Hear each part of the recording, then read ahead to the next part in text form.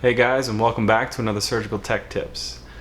Today's video will be very different from anything that we've seen on the channel yet.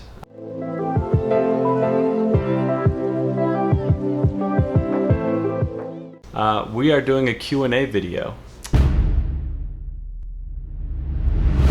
We're closing in on 2,000 subscribers right now on this YouTube channel, and it's pretty crazy to think about that many people watching my videos, and it's fantastic. It really makes me happy that so many people enjoy the content and you know, find it educational and find a purpose for it.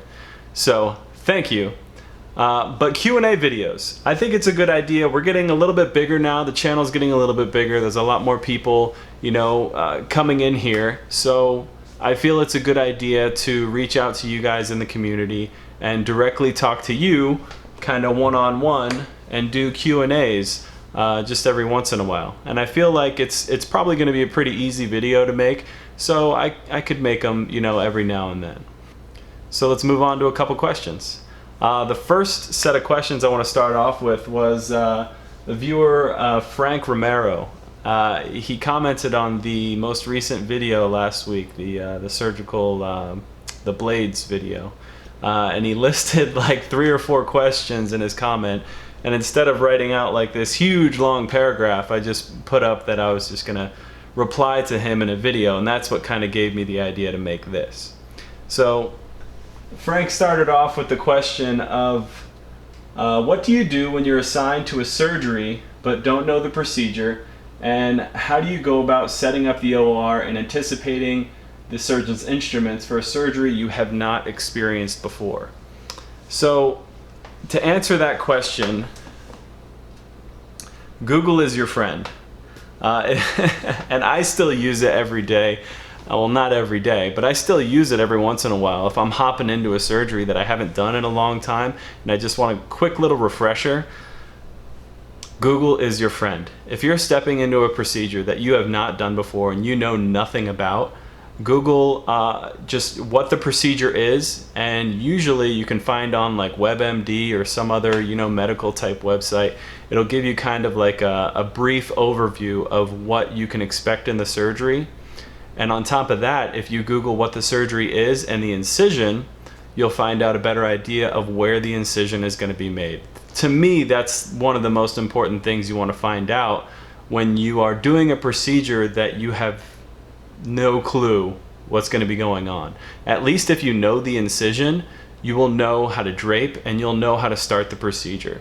Once you start the procedure, everything is pretty much the same as all other procedures. It's cut, it's dissect down, it's fix the problem, it's close it up, done.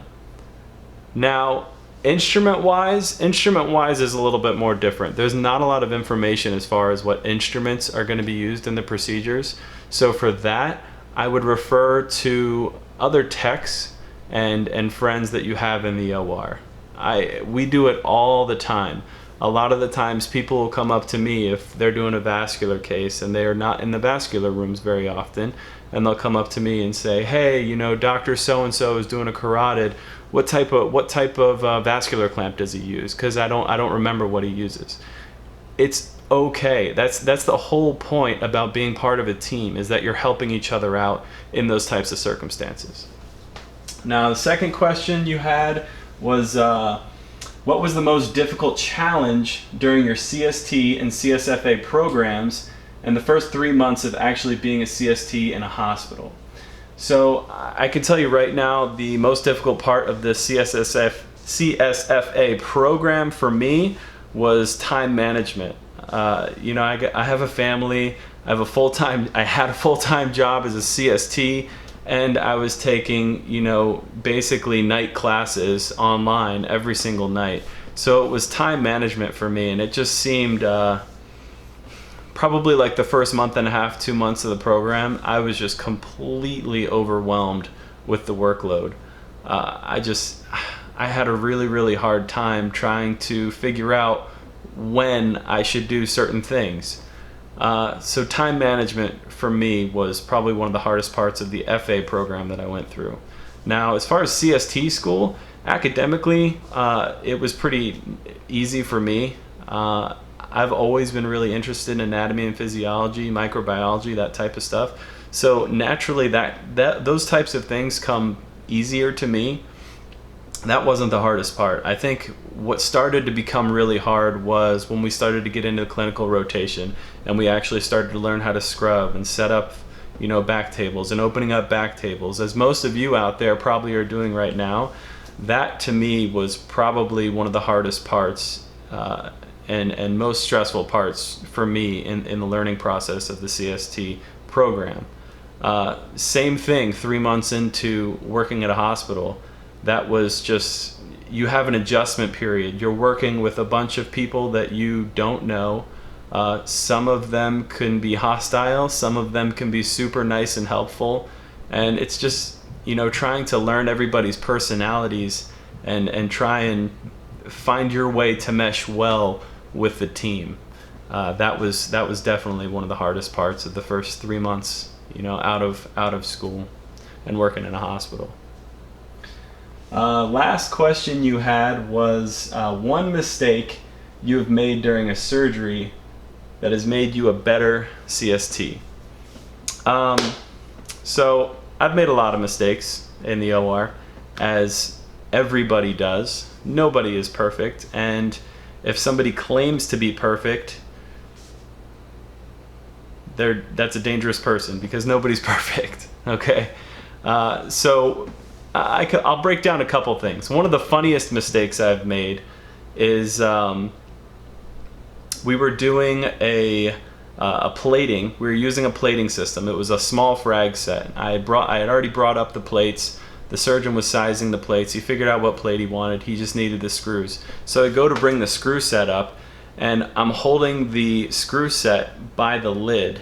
As I'm turning from my back table over to the field, I'm holding on to the lid, and I wasn't holding underneath the screw set, and the screw set completely fell on the floor. There had to have been like 500 screws in that screw set, and every single one of them fell to the floor. It was horrendous. It was horrible. Luckily, they had another small frag set that they were able to open, and we were able to use that screw set and finish the case. But this was at like midnight, and the patient left the room. I'm cleaning up the room, and I have all these screws that I had to pick up, and I had to size each one of them individually and put it back in the screw set. It took me like another hour and a half to put all those screws back in the screw set. I didn't get home till like 2 o'clock in the morning that day. It was horrible. But as far as like life-threatening mistakes, I haven't made any of those types of mistakes in the OR. You make simple mistakes every now and then when you're cutting suture. Sometimes you accidentally cut the knot, and then the surgeon or assistant has to, reclose the wound. That has happened to me a couple times in the past, but nothing super serious, thankfully. Thank God. All right, so thank you, Frank, for those questions, and I'm going to move on to a few questions that I've gotten, over the course of having the channel. I've gotten a lot of these questions multiple times. So let's start off with, how often are you on call? Call time in the OR is different across the board. You could take as much call as you want. You could take as little call. Well, you could take a little bit of call. In a general service, you usually have to take at least one day during the week and one weekend a month. Depending on how many employees that hospital has and how many employees that OR has in the service, you may have to take more than that. There's always somebody in the OR that wants to give up their call. So if you want more call, that's always an option. But for me personally, I average about 130 hours of call every 2 weeks. I take a lot of call. I take at least 3 to 4 days a week, one weekend a month. It's just what I'm used to. It's what I like. It's what my family is used to, and we work around it. Plus, you get used to the money. Next question is, do you still count on emergencies? Yes, yes you do. You count so long as you are capable of counting. If you have enough time, if your nurse has enough time to count, you count as much stuff as you can in an emergency. If it's an emergency and your nurse is not available, personally, I still like to go through my laps, I still like to go through my Ratex, and I still count my needles. At least I count all those, at least to myself, so I have the assurance in myself that I know nothing is going to be in that wound. You're not counting with the nurse, so you're still going to end up having to take an x-ray at the end of the case, but still, for your own peace of mind, I know that there's not going to be a lap in there because I counted it myself. So in those emergency type situations, if a nurse is not available to count, I still count myself. Just peace of mind. Next one I had, another common one I had was, do most surgical techs specialize in a field? Now, specializing in a field is something that will happen in your career eventually. When you are first brought into a hospital or first out of school, you're kind of like a blank slate. You know what I mean? You may have an interest in some sort of specialty, and you can let them know that, and they will probably move you toward that specialty. But I think it's better for a student and then better for a new tech out there to just go in and learn as much as possible from every specialty that you can, because the more knowledge the better, to be honest with you. Eventually you will find yourself kind of falling into a niche specialty, and you just get comfortable with those doctors. Those doctors in that specialty might really like you, might enjoy having fun conversations with you during surgery, might think you're just a great tech to have in the room, and they request you every time they come to the hospital. Those types of things happen all the time, and so over time you will end up kind of finding yourself falling into a specialty, and it's great. The last question I wanted to go over is something that I get a lot, and that's, is there a difference between a diploma and an associate's degree surgical tech? There is no difference as far as pay goes. I can tell you that right now. An associate's degree or a bachelor's degree tech or a diploma tech, they're all going to make the same amount of money in the OR.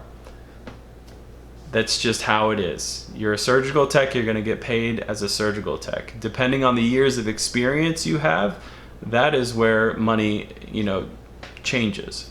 But as far as a degree goes, that will not change your pay right out of school.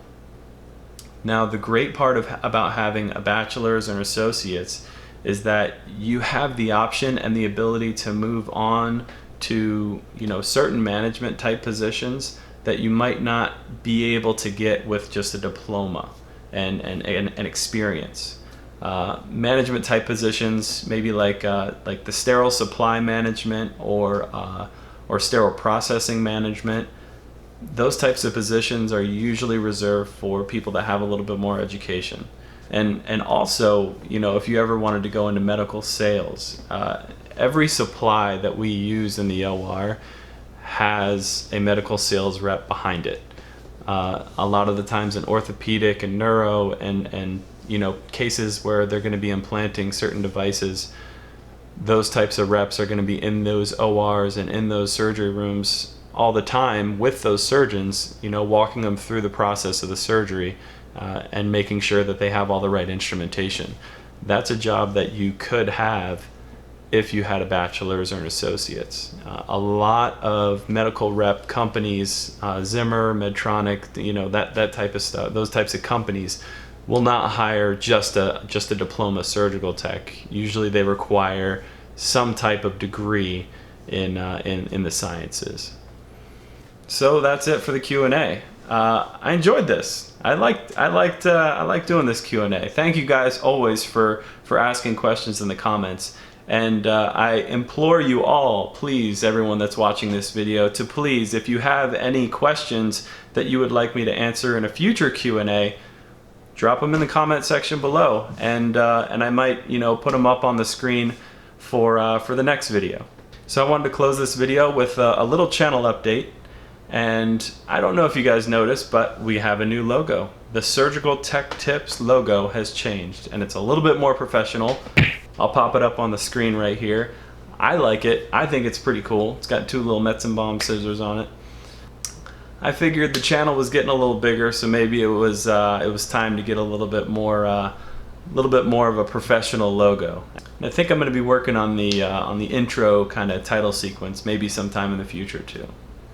One last update I have is that I decided to sign up as an Amazon affiliate on the Amazon.com website. And what that means is basically in the description boxes below any of these videos, I've decided to link all of the things that I like to wear in the OR, as far as what shoes I wear, what safety glasses I use, and compression stockings that I like to use in the OR. Every now and then, when I know I have a long day ahead of me, I like to wear compression stockings so I don't get that leg fatigue as much as I used to.